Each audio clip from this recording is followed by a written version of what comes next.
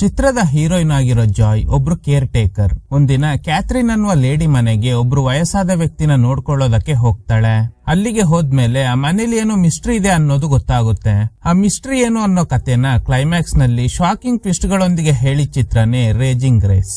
ನೀವು suspense thriller ಸಿನಿಮಾಗಳನ್ನ ಇಷ್ಟಪಡೋರಾದ್ರೆ ಈ ವಿಡಿಯೋನ ಎಲ್ಲೂ ಸ್ಕಿಪ್ ಮಾಡದೆ ಕೊನೆವರೆಗೂ ನೋಡಿ. ಮೂವಿ ಸ್ಟಾರ್ಟಿಂಗ್ ನಲ್ಲಿ ಜಾಯ್ ಹಾಗೇನೆ ಅವ್ರ ಮಗಳು ಗ್ರೇಸ್ ನ ತೋರಿಸ್ತಾರೆ. ಬೇಸಿಕಲಿ ಇವರು ಫಿಲಿಪೈನ್ಸ್ ದೇಶಕ್ಕೆ ಸೇರಿದವರು, ಈಗ ಇಂಗ್ಲೆಂಡ್ ಅಲ್ಲಿ ಇದ್ದಾರೆ. ಈ ದೇಶದ ಸಿಟಿಜನ್ಶಿಪ್ ಪಡ್ಕೊಳ್ಳೋದಕ್ಕೆ ಏಜೆಂಟ್ ತುಂಬಾ ದುಡ್ಡು ಕೇಳ್ತಿರೋದ್ರಿಂದ ಇವ್ರ ಹತ್ರ ಅಷ್ಟೊಂದು ದುಡ್ಡಿಲ್ಲ. ರೆಂಟೆಡ್ ಹೌಸ್ ಅಲ್ಲಿ ಇದ್ರೆ ಇವ್ರು ಯಾವ ದೇಶಕ್ಕೆ ಸೇರಿದವರು, ಐಡಿ ಕಾರ್ಡ್ ಇದ್ರೆ ಕೊಡಿ ಅಂತೆಲ್ಲ ಕೇಳ್ತಾರೆ.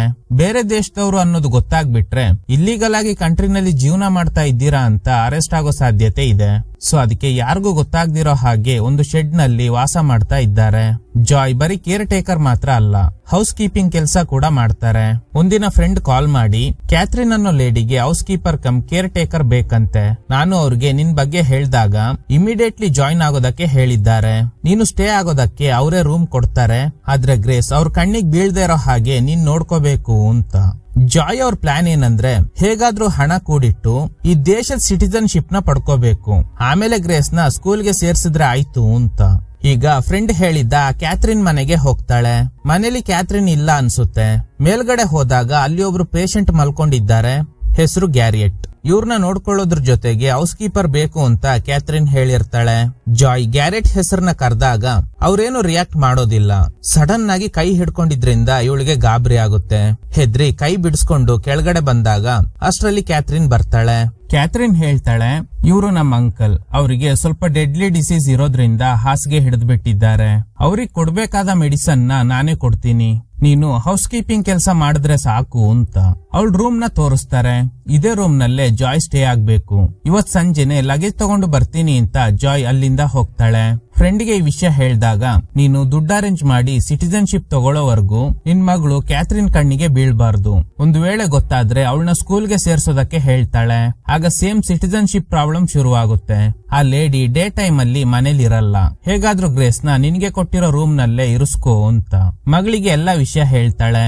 ನಾವು ಹೋಗೋ ಮನೆ ಓನರ್ ಆಗಿರೋ ಕ್ಯಾಥರಿನ್ ಕಣ್ಣಿಗೆ ನೀನು ಬೀಳ್ಬಾರ್ದು, ಅದಕ್ಕೆ ಲಗೇಜ್ ಬ್ಯಾಗ್ ಅಲ್ಲಿ ನಿನ್ನ ಕವರ್ ಮಾಡ್ಕೊಂಡು ಕರ್ಕೊಂಡು ಹೋಗ್ತೀನಿ ಅಂತ.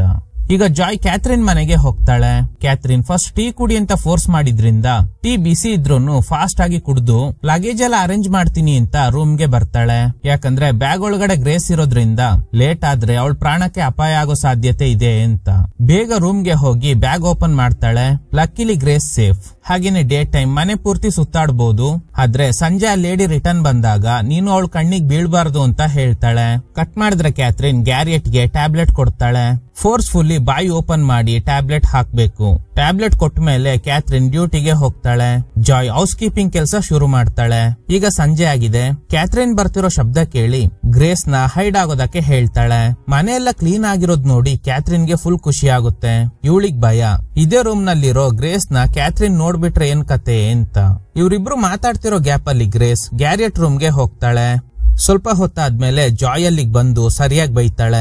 ನಮ್ ರೂಮಿಗೆ ಹೋಗೋದ್ ಬಿಟ್ಟು ಇಲ್ಲೇನ್ ಮಾಡ್ತಾ ಇದ್ದೀಯಾ ಅಂತ. ಅಷ್ಟರಲ್ಲಿ ಕ್ಯಾಥರಿನ್ ಬರ್ತಿರೋ ಶಬ್ದ ಕೇಳಿ ಬೆಡ್ ಅಡಿಯಲ್ಲಿ ಹೈಡ್ ಆಗೋದಕ್ಕೆ ಹೇಳ್ತಾಳೆ. ಈಗ ಕ್ಯಾಥರಿನ್ ಗ್ಯಾರಿಯಟ್ಗೆ ಟ್ಯಾಬ್ಲೆಟ್ ಕೊಡೋದಕ್ಕೆ ಹೋಗ್ತಾ ಇರೋದ್ರಿಂದ ಇವಳಿಗೆ ಭಯ ಆಗ್ತಿದೆ. ಮಂಚದ ಅಡಿಯಲ್ಲಿರೋ ಮಗಳನ್ನ ಇವಳು ನೋಡ್ಬಿಟ್ರೆ ಏನ್ ಕತೆ ಅಂತ. ಟ್ಯಾಬ್ಲೆಟ್ ಕೊಡೋದಕ್ ಬಂದ ಕ್ಯಾಥರಿನ್ ಒಂದು ಟ್ಯಾಬ್ಲೆಟ್ ನ ಕೆಳಗಡೆ ಬೀಳಿಸ್ತಾಳೆ. ಲಕ್ಕಿಲಿ ಗ್ರೇಸ್ ಅವಳ ಕಣ್ಣಿಗೆ ಬಿದ್ದಿಲ್ಲ. ರಾತ್ರಿ ಗ್ರೇಸ್ ಹೇಳ್ತಾಳೆ, ಮಮ್ಮಿ ಕ್ಯಾಥರಿನ್ ಆ ತಾತನಿಗೆ ಸ್ಲೀಪಿಂಗ್ ಟ್ಯಾಬ್ಲೆಟ್ ನ ಕೊಡ್ತಾ ಇದ್ದಾರೆ. ಅವರು ಆ ತಾತನ ಬಾಯಿಗೆ ತುಂಬಾ ಟ್ಯಾಬ್ಲೆಟ್ ನ ಹಾಕಿ ತುರುಕ್ತಾ ಇದ್ರು.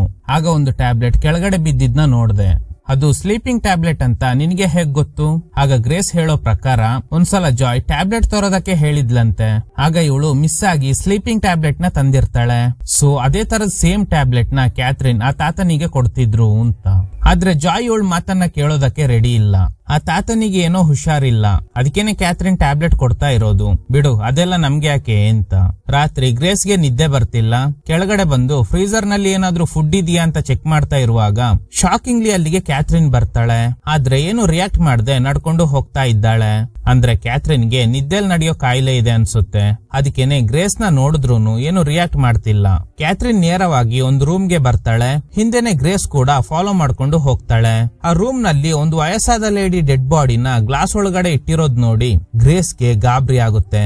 ಕಟ್ ಮಾಡಿದ್ರೆ ಬೆಳಗ್ಗೆ ಜಾಯ್ ಟ್ಯಾಬ್ಲೆಟ್ ನ ಚೆಕ್ ಮಾಡಿದಾಗ ಕರೆಕ್ಟ್ ಗ್ರೇಸ್ ಹೇಳಿದ್ದು ನಿಜ. ಕ್ಯಾಥರಿನ್ ಗ್ಯಾರಿಯಟ್ ಗೆ ಸ್ಲೀಪಿಂಗ್ ಟ್ಯಾಬ್ಲೆಟ್ ಕೊಡ್ತಿದ್ದಾಳೆ ಅನ್ನೋದು ಕನ್ಫರ್ಮ್ ಆಗುತ್ತೆ.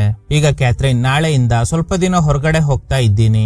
ನಾನ್ ಬರೋವರೆಗೂ ಡೈಲಿ 2 ಸಲ ನೀನೇ ಇವ್ರಿಗೆ ಟ್ಯಾಬ್ಲೆಟ್ ಕೊಡ್ಬೇಕು. ಫಸ್ಟ್ ಅವ್ರ ಬಾಯಿನ ಓಪನ್ ಮಾಡಿ ಟ್ಯಾಬ್ಲೆಟ್ ನ ಹಾಕ್ಬೇಕು ಅಂತ ಜಾಯ್ ಕೈಯಲ್ಲಿ ಟ್ಯಾಬ್ಲೆಟ್ ಕೊಟ್ಟು ಹಾಕೋದಕ್ಕೆ ಹೇಳ್ತಾಳೆ. ಆದ್ರೆ ಅವಳಿಗೆ ಏನೋ ಒಂಥರ ಅನ್ನಿಸ್ತಾ ಇದೆ. ಕ್ಯಾಥರಿನ್ ಜಾಯ್ ಕೈಯಿಂದನೇ ಫೋರ್ಸ್ ಮಾಡಿ ಟ್ಯಾಬ್ಲೆಟ್ ನ ಅವ್ರ ಬಾಯಿಗೆ ಹಾಕ್ಸಿ ಟ್ಯಾಬ್ಲೆಟ್ ಗಂಟ್ಲೊಳಗಡೆ ಹೋಗೋವರೆಗೂ ಬಿಡಬಾರ್ದು ಅಂತ. ಇದನ್ನೆಲ್ಲ ನೋಡಿ ಜಾಯ್ಗೆ ಬೇಜಾರಾಗುತ್ತೆ. ಕ್ಯಾಥರಿನ್ ಆ ತಾತನಿಗೆ ಯಾಕೆ ಈ ಸ್ಲೀಪಿಂಗ್ ಟ್ಯಾಬ್ಲೆಟ್ ಕೊಡ್ತಿದ್ದಾರೆ ಅಂತ, ನಾನ್ ಬರೋವರೆಗೂ ಈ ಟ್ಯಾಬ್ಲೆಟ್ ಕೊಡೋದ್ನ ಮಾತ್ರ ಮರಿಬೇಡ ಅಂತ ಹೇಳಿ ಅಲ್ಲಿಂದ ಹೋಗ್ತಾಳೆ. ಈಗ ಗ್ರೇಸ್ ಜಾಯ್ಗೆ ಹೇಳ್ತಾಳೆ, ಮಮ್ಮಿ ನಿನ್ನೆ ರಾತ್ರಿ ಕ್ಯಾಥರಿನ್ ನಿದ್ದೆಲಿ ನಡ್ಕೊಂಡು ಹೋಗ್ತಿರೋದ್ನ ನೋಡಿ ನಾನ್ ಕೂಡ ಹಿಂದೆನೆ ಹೋದೆ. ನೋಡಿದ್ರೆ ಒಂದು ರೂಮ್ ಒಳಗಡೆ ಹೋದ್ರು, ನಾನು ಕೂಡ ಹೋದೆ. ಆ ರೂಮ್ ನಲ್ಲಿ ಒಂದು ಅಜ್ಜಿ ಡೆಡ್ ಬಾಡಿನ ಗ್ಲಾಸ್ ಒಳಗಡೆ ಇಟ್ಟಿದ್ರು ಅಂತ. ಜಾಯ್ ಹೇಳ್ತಾಳೆ, ತಮಾಷೆ ಮಾಡೋದಕ್ಕೆ ಇದು ಟೈಮ್ ಅಲ್ಲ, ನಾವು ಫಸ್ಟ್ ಆ ತಾತನ್ನ ಸೇವ್ ಮಾಡ್ಬೇಕು ಅಂತ. ಗ್ರೇಸ್ ಎಷ್ಟೇ ಹೇಳಿದ್ರೂನು ಇವಳು ಕೇಳೋದಕ್ಕೆ ರೆಡಿನೇ ಇಲ್ಲ. ಜಾಯ್ಗೆ ಮೆಡಿಸಿನ್ ಬಗ್ಗೆ ನಾಲೆಜ್ ಇದೆ. ಕೆಲವೊಂದು ನಾಟಿ ಔಷಧಿನ ರೆಡಿ ಮಾಡಿ ಆ ತಾತನ್ ಬಾಯಿಗೆ ಸುರಿತಾಳೆ. ಏನಾದ್ರೂ ವಿಷಕಾರಿ ಅಂಶ ಬಾಡಿನಲ್ಲಿ ಇದ್ರೆ ಈ ಔಷಧಿ ಅದನ್ನ ಪ್ಯೂರಿಫೈ ಮಾಡುತ್ತಂತೆ. 1-2 ದಿನದಲ್ಲೇ ಗ್ಯಾರಿಯಟ್ಗೆ ಗುಣ ಆಗುತ್ತೆ. ಗ್ಲೋರಿ ಎಲ್ಲಿ ಅಂತ ಕೇಳ್ತಾರೆ. ಜಾಯ್ ಹೇಳ್ತಾಳೆ, ಗ್ಲೋರಿ ಯಾರೋ ನನಗ್ ಗೊತ್ತಿಲ್ಲ, ನನ್ ಹೆಸರು ಜಾಯ್, ಹೌಸ್ ಕೀಪಿಂಗ್ ಕೆಲಸ ಮಾಡ್ತಾ ಇದ್ದೀನಿ. ನಿಮ್ ಮೊಮ್ಮಗಳು ಕ್ಯಾಥರಿನ್ ನನ್ನ ಹೈರ್ ಮಾಡಿದ್ರು ಅಂತ. ಈಗ ಗ್ಯಾರಿಯಟ್ ಒಂದು ಶಾಕಿಂಗ್ ವಿಷಯನ ಹೇಳ್ತಾರೆ. ಅದೇನಂದ್ರೆ ಇವರಿಗೆ ಕ್ಯಾಥರಿನ್ ಅಂತ ಯಾವ್ದೇ ಮೊಮ್ಮಗಳು ಇಲ್ವಂತೆ.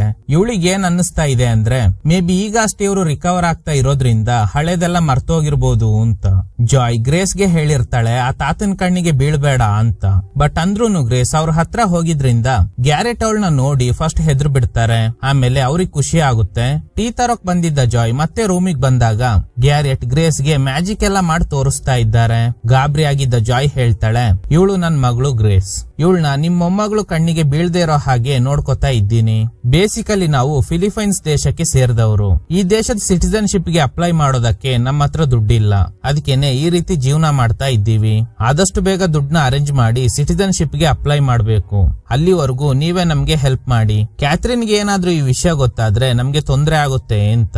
ಹಾಗೇನೆ ಗ್ರೇಸ್ ನ ರೂಮ್ ಕಳಿಸಿ ಗ್ಯಾರೆಟ್ಗೆ ಇನ್ನೊಂದು ವಿಷಯ ಹೇಳ್ತಾಳೆ. ನನ್ನ ಹಸ್ಬೆಂಡ್ ನನ್ನ ಬಿಟ್ಟು ಹೋಗ್ಬಿಟ್ರು, ನಮ್ಮಿಬ್ಬರ ನಡುವೆ ಏನೋ ಜಗಳ ಆಗ್ಬಿಡ್ತು. ಈ ಜಗಳದಲ್ಲಿ ಮಿಸ್ಅಂಡರ್ಸ್ಟ್ಯಾಂಡಿಂಗ್ ಆಗಿದ್ರಿಂದ ಅವರು ನನ್ನಿಂದ ದೂರ ಹೋಗ್ಬಿಟ್ರು. ಅದಕ್ಕೆ ನನ್ ಮಗಳಿಗೆ ನಿಮ್ ಡ್ಯಾಡಿ ತೀರ್ ಹೋದ್ರು ಅಂತ ಹೇಳಿದ್ದೀನಿ. ಸೊ ನೀವೇ ನಮ್ಗೆ ಹೆಲ್ಪ್ ಮಾಡ್ಬೇಕು ಅಂತ. ಗ್ಯಾರೆಟ್ ಹೇಳ್ತಾರೆ, ಏನು ಚಿಂತೆ ಮಾಡಬೇಡ, ನೀನು ನನಗೆ ಕೇರ್ ಟೇಕರ್ ಆಗಿ ಕೆಲಸ ಮಾಡು, ಹಾಗೇನೆ ಸಿಟಿಜನ್ಶಿಪ್ ಕೊಡ್ಸೋ ವ್ಯವಸ್ಥೆ ನಾನೇ ಮಾಡ್ತೀನಿ ಅಂತ. ಜಾಯ್ ಅವ್ರಿಗೆ ಥ್ಯಾಂಕ್ಸ್ ಹೇಳ್ತಾಳೆ. ಫಸ್ಟ್ ನನಗೆ ಕ್ಯಾಥರಿನ್ ಬಗ್ಗೆ ಹೇಳು ಅಂದಾಗ ಇವಳು ಕ್ಯಾಥರಿನ್ ಕೊಡ್ತಿದ್ದ ಟ್ಯಾಬ್ಲೆಟ್ ಬಗ್ಗೆ ಎಲ್ಲ ಹೇಳ್ತಾಳೆ. ಗ್ಯಾರೆಟ್ ಹೇಳ್ತಿರೋ ಪ್ರಕಾರ ನನಗೆ ಕೇರ್ ಟೇಕರ್ ಆಗಿ ಗ್ಲೋರಿ ಅನ್ನೋ ಲೇಡಿ ಕೆಲಸ ಮಾಡ್ತಿದ್ರು, ಅವ್ರಿಗೆ ಏನಾಯ್ತೋ ಗೊತ್ತಿಲ್ಲ. ಹಾಗೇನೆ ಈ ಕ್ಯಾಥರಿನ್ ಹೇಗೆ ನಮ್ಮ ಮನೆ ಒಳಗಡೆ ಬಂದ್ಲು ಅನ್ನೋದೇ ಮಿಸ್ಟ್ರಿ ಅಂತ. ದಿನ ಕಳೆದಂತೆ ಗ್ಯಾರೆಟ್ ಇವರಿಬ್ಬರನ್ನ ತುಂಬಾ ಕೇರ್ ಮಾಡ್ತಾರೆ. ಗ್ರೇಸ್ಗೆ ಸಪರೇಟ್ ಬೆಡ್ರೂಮ್ ಕೊಟ್ಟು ಇನ್ಮೇಲೆ ಯಾರಿಗೂ ಹೆದ್ರಿ ಬದುಕೋ ಅವಶ್ಯಕತೆ ಇಲ್ಲ, ನೀವಿಬ್ರು ನನ್ ಫ್ಯಾಮಿಲಿ ಅಂತ. ಜಾಯ್ಗೆ ಎಲ್ಲೋ ಮಿಸ್ ಹೊಡಿತಾ ಇದೆ. ಈ ವ್ಯಕ್ತಿ ಯಾಕೆ ನಮ್ಗೆ ಇಷ್ಟೆಲ್ಲ ಕೇರ್ ಮಾಡ್ತಿದ್ದಾನೆ ಅಂತ. ಅವರು ಗ್ರೇಸ್ ಜೊತೆ ತುಂಬಾ ಕ್ಲೋಸ್ ಆಗ್ತಾರೆ. ಯಾವ ರೇಂಜ್ಗೆ ಅಂದ್ರೆ ನಾನ್ ಇವ್ರ ಜೊತೆನೆ ಮಲ್ಕೋತೀನಿ, ನೀನ್ ಹೋಗಿ ನಿನ್ ರೂಮಲ್ಲಿ ಮಲ್ಕೋ ಅಂತ ಜಾಯ್ಗೆ ಹೇಳ್ತಾಳೆ. ಆಗ ಗ್ಯಾರೆಟ್, ನಾವು ಬೆಳಗ್ಗೆ ಗೇಮ್ಸ್ ಎಲ್ಲ ಆಡೋಣ, ಈಗ ನೀನು ಮಮ್ಮಿ ಜೊತೆ ಹೋಗ್ ಮಲ್ಕೋ. ಹಾಗೇನೆ ಇನ್ನೊಂದು ವಿಷಯ, ನಿಮ್ ತಾಯಿ ನಿನಗೆ ಸುಳ್ಳು ಹೇಳಿದ್ದಾರೆ, ಆಕ್ಚುಲಿ ನಿಮ್ ತಂದೆ ಸತ್ತಿಲ್ಲ, ಬದುಕಿದ್ದಾರೆ ಅಂತ. ಇದನ್ನೆಲ್ಲ ನೋಡಿ ಜಾಯ್ಗೆ ಗಾಬರಿ ಆಗುತ್ತೆ. ಯಾಕೆ ಈ ವ್ಯಕ್ತಿ ಹೀಗೆಲ್ಲ ಮಾಡ್ತಿದ್ದಾರೆ ಅಂತ. ಈ ವಿಷಯದಲ್ಲಿ ಗ್ರೇಸ್ ಜಾಯ್ ಜೊತೆ ಗಲಾಟೆ ಮಾಡ್ತಾಳೆ. ಯಾಕೆ ಸುಳ್ಳು ಹೇಳಿದ್ರಿ, ಹಾಗಾದ್ರೆ ನಮ್ ತಂದೆ ಎಲ್ಲಿ ಅಂತ. ಜಾಯ್ ಅವಳಿಗೆ ಎಷ್ಟೇ ಸಮಾಧಾನ ಮಾಡೋಕೆ ಟ್ರೈ ಮಾಡಿದ್ರೂನು ಆಗ್ತಾನೆ ಇಲ್ಲ. ಗ್ಯಾರೆಟ್ ಮೇಲೆ ಡೌಟ್ ಶುರು ಆಗಿದ್ರಿಂದ ಮನೆ ಪೂರ್ತಿ ಹುಡುಕ್ದಾಗ ಕೆಲವೊಂದು ಲೆಟರ್ ಸಿಗುತ್ತೆ. ಇದನ್ನೆಲ್ಲ ಈ ಮನೇಲಿ ಇದಕ್ಕೂ ಮುಂಚೆ ಕೇರ್ ಟೇಕರ್ ಆಗಿದ್ದ ಗ್ಲೋರಿ ಅವ್ರ ಫ್ಯಾಮಿಲಿಗೆ ಬರ್ದಿರೋದು. ಅವರಿಗೆ ಈ ಮನೇಲಿ ತುಂಬಾ ಹಿಂಸೆ ಆಗ್ತಿದೆ ಅಂತ ಬರ್ದಿರ್ತಾರೆ. ಆದ್ರೆ ಈ ಲೆಟರ್ಸ್ ಎಲ್ಲ ಅವ್ರ ಊರಿಗೆ ಕಳ್ಸೇ ಇಲ್ಲ. ನೆಕ್ಸ್ಟ್ ಡೇ ಕ್ಯಾಥರಿನ್ ಮನೆಗ್ ಬರ್ತಾಳೆ. ಜಾಯ್ ಕಾಣಿಸ್ತಾ ಇಲ್ಲ, ಹೊರಗಡೆ ಎಲ್ಲೋ ಹೋಗಿರ್ಬೋದು ಅನ್ಕೊಂಡು ಸ್ನಾನಕ್ಕೆ ಹೋಗ್ತಾಳೆ. ಬಟ್ ಅವಳು ಯೂಸ್ ಮಾಡ್ತಿರೋ ಸೋಪ್ ಹಾಗೇನೆ ಶಾಂಪೂ ನಲ್ಲಿ ಟಾಯ್ಲೆಟ್ ಕ್ಲೀನರ್ ಮಿಕ್ಸ್ ಆಗಿರೋದ್ರಿಂದ ಸ್ಕಿನ್ ಎಲ್ಲ ಬರ್ನ್ ಆಗಿ ಹೇರ್ ಫಾಲ್ ಜಾಸ್ತಿ ಆಗುತ್ತೆ. ಇದರಿಂದ ಕ್ಯಾಥರಿನ್ಗೆ ತುಂಬಾ ಗಾಬರಿ ಆಗುತ್ತೆ. ಇದನ್ನೆಲ್ಲ ಮಾಡಿರೋದು ಗ್ರೇಸ್. ಅವಳಿಗೆ ಈ ರೀತಿ ಮಾಡೋಕೆ ಹೇಳಿರೋದು ಬೇರೆ ಯಾರು ಅಲ್ಲ, ಅದು ಗ್ಯಾರೆಟ್. ಕ್ಯಾಥರಿನ್ಗೆ ಗೊತ್ತಾಗುತ್ತೆ ಇಲ್ಲೇನೋ ಸರಿ ಇಲ್ಲ ಅಂತ. ಕೆಳಗಡೆ ಬಂದಾಗ ಗ್ಯಾರಿಯಟ್ ವೀಲ್ ಚೇರ್ ನಲ್ಲಿ ಕೂತ್ಕೊಂಡಿದ್ದಾರೆ. ಇವ್ರನ್ನ ನೋಡಿ ಇವಳಿಗೆ ಗಾಬರಿ ಆಗುತ್ತೆ. ಜಾಯ್ನ ಟೀ ತರೋಕೆ ಹೇಳಿ ಈಗ ಇವರಿಬ್ರು ಮಾತಾಡೋದಕ್ಕೆ ಶುರು ಮಾಡ್ತಾರೆ. ವಿಷಯ ಏನಂದ್ರೆ ಈ ಗ್ಯಾರಿಯಟ್ ದೊಡ್ಡ ಕಳ್ಳ. ಕ್ಯಾಥರಿನ್ ಅವ್ರ ಅಪ್ಪ ಅಮ್ಮನ ಯಾಮಾರಿಸಿ ಆಸ್ತಿನೆಲ್ಲ ಬರ್ಸ್ಕೊಂಡು ಅವ್ರನ್ನ ಕೊಲೆ ಮಾಡಿದ್ದಾರೆ. ಅಷ್ಟೇ ಅಲ್ಲದೆ ಕ್ಯಾಥರಿನ್ ನ ಸೈಕೋ ತರ ಬೆಳೆಸಿರ್ತಾರೆ. ಹೇಗಂದ್ರೆ ಈಗ ಗ್ರೇಸ್ ಇವ್ರು ಹೇಳ್ದಂಗೆ ಸೋಪು ಶಾಂಪೂ ನಲ್ಲಿ ಟಾಯ್ಲೆಟ್ ಕ್ಲೀನರ್ ಮಿಕ್ಸ್ ಮಾಡಿದ್ಲು ಅಲ್ವಾ, ಅದೇ ತರನೇ ಒಂದು ಕಾಲದಲ್ಲಿ ಕ್ಯಾಥರಿನ್ ಕೂಡ ಇದ್ಲು. ಸ್ವಲ್ಪ ದೊಡ್ಡವಳಾದ್ಮೇಲೆ ಇವಳಿಗೆ ಎಲ್ಲ ಗೊತ್ತಾಗಿದೆ. ಈ ಗ್ಯಾರೆಟ್ ಅಪ್ಪ ಅಮ್ಮನ್ನ ಯಾಮರ್ಸಿ ಆಸ್ತಿನೆಲ್ಲ ಬರ್ಸ್ಕೊಂಡು ಸಾಯಿಸ್ಬಿಟ್ಟ ಅಂತ. ಹೇಗೂ ಗ್ಯಾರೆಟ್ ಇವಳನ್ನ ಸೈಕೋ ತರನೇ ಬೆಳೆಸಿದ್ರಿಂದ ಇವ್ರ ಕಾಯಿಲೆಗೆ ಟ್ಯಾಬ್ಲೆಟ್ ಕೊಡೋ ನೆಪದಲ್ಲಿ ಬರೀ ಸ್ಲೀಪಿಂಗ್ ಟ್ಯಾಬ್ಲೆಟ್ ಗಳನ್ನ ಕೊಟ್ಟು ನಿಧಾನಕ್ಕೆ ಹಿಂಸೆ ಕೊಡೋದಕ್ಕೆ ಶುರು ಮಾಡಿದ್ದಾಳೆ. ಇನ್ನೊಂದ್ ಕಡೆ ಇವ್ರ ಮೇಲೆ ಕೇಸ್ ಹಾಕಿ ಇವ್ರ ನಿಜವಾದ ಮುಖನ ಬಯಲು ಮಾಡೋ ಪ್ರಯತ್ನ ಮಾಡಿದ್ದಾಳೆ. ಸೊ ಈ ಕೇಸ್ ವಿಷಯವಾಗಿನೇ ಇಷ್ಟು ದಿನ ಹೊರಗಡೆ ಹೋಗಿದ್ಲು. ಈಗ ಕ್ಯಾಥರಿನ್ ಇವ್ರನ್ನ ಹೊರಗಡೆ ಹೋಗು ಅಂತ ಹೇಳೋದಕ್ಕಾಗಲ್ಲ. ಅದೇ ತರ ಗ್ಯಾರೆಟ್ ಕೂಡ ಇವಳನ್ನ ಹೊರಗಡೆ ಕಳ್ಸೋದಕ್ಕಾಗಲ್ಲ. ಕಾನೂನು ಹೋರಾಟ ಮಾಡಿ ಇವ್ರು ಯಾಮರ್ಸಿ ಕಿತ್ಕೊಂಡಿದ್ದ ಆಸ್ತಿನ ವಾಪಸ್ ಪಡೆಯೋ ಪ್ರಯತ್ನದಲ್ಲಿ ಇದ್ದಾಳೆ. ಕಟ್ ಮಾಡಿದ್ರೆ ರಾತ್ರಿ ಜಾಯ್ ಇರೋ ರೂಮ್ಗೆ ಹೋಗಿ ಚಾಕು ಹಿಡ್ಕೊಂಡು ಹೆದರ್ಸ್ತಾಳೆ. ನಿನ್ಗೆ ಮಗಳಿರೋ ವಿಷಯನ ನನ್ಗೆ ಹೇಳಿಲ್ಲ ಅಲ್ವಾ, ಈಗ ಅದು ಮುಖ್ಯ ಅಲ್ಲ. ನೀನು ಗ್ಯಾರೆಟ್ ಒಳ್ಳೆಯವನು ಅನ್ಕೊಂಡಿದ್ದೀಯ ಅಲ್ವಾ, ಬಾ ನಿನ್ಗೆ ಒಂದು ಸತ್ಯ ಹೇಳ್ತೀನಿ ಅಂತ ಒಂದು ರೂಮ್ಗೆ ಕರ್ಕೊಂಡು ಹೋಗಿ ಇದಕ್ಕೂ ಮುಂಚೆ ಗ್ರೇಸ್ ನೋಡಿದ್ದ ಡೆಡ್ ಬಾಡಿನ ತೋರಿಸಿ ಈ ಲೇಡಿ ಚಿಕ್ಕ ವಯಸ್ಸಲ್ಲೇ ಕೇರ್ ಟೇಕರ್ ಆಗಿ ಈ ಮನೆಗ್ ಬಂದಿದ್ರು. ಇವಳಿಗೆ ಗ್ಯಾರಿಯಟ್ ತುಂಬಾ ಟಾರ್ಚರ್ ಮಾಡಿದ್ದಾನೆ.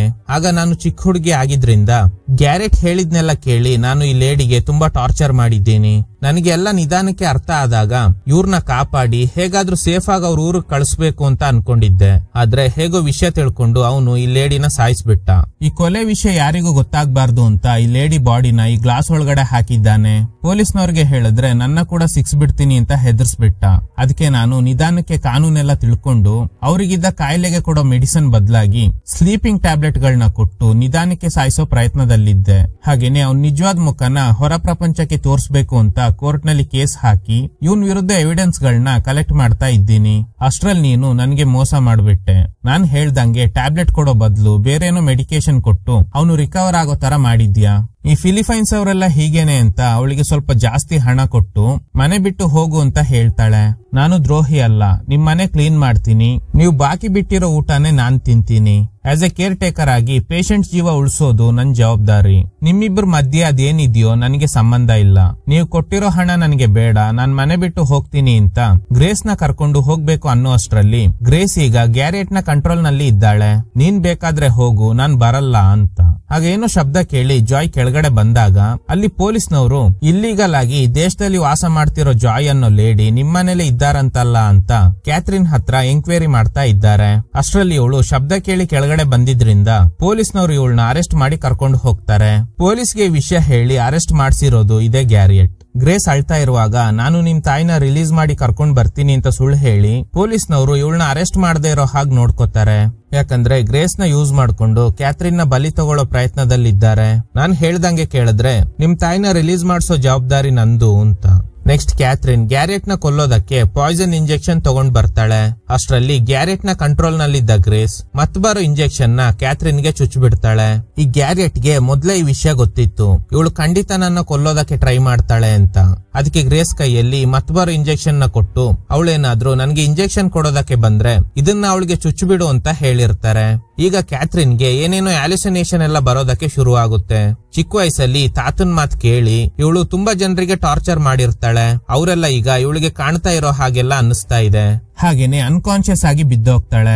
ಈಗ ಗ್ರೇಸ್ಗೆ ಅನ್ನಿಸ್ತಾ ಇದೆ ಈ ತಾತ ಸರಿ ಇಲ್ಲ ಅಂತ. ಎಲ್ಲಿ ನಮ್ ತಾಯಿನ ರಿಲೀಸ್ ಮಾಡ್ಕೊಂಡ್ ಬರ್ತೀನಿ ಅಂದ್ರಲ್ಲ ಅಂತ ಕೇಳಿದಾಗ ಗ್ಯಾರೆಟ್ ಅವಳು ಬರಲ್ಲ, ನಾನೇ ಪೊಲೀಸ್ಗೆ ಇನ್ಫಾರ್ಮ್ ಮಾಡಿ ಅವಳು ಅರೆಸ್ಟ್ ಆಗೋ ತರ ಮಾಡ್ದೆ. ನೀವೆಲ್ಲ ಬಂದು ಇಲ್ಲಿ ಸ್ಟೇ ಆಗೋದಕ್ಕೆ ಇದೇನೋ ಆರ್ಫನೇಜ್ ಅನ್ಕೊಂಡ್ರ?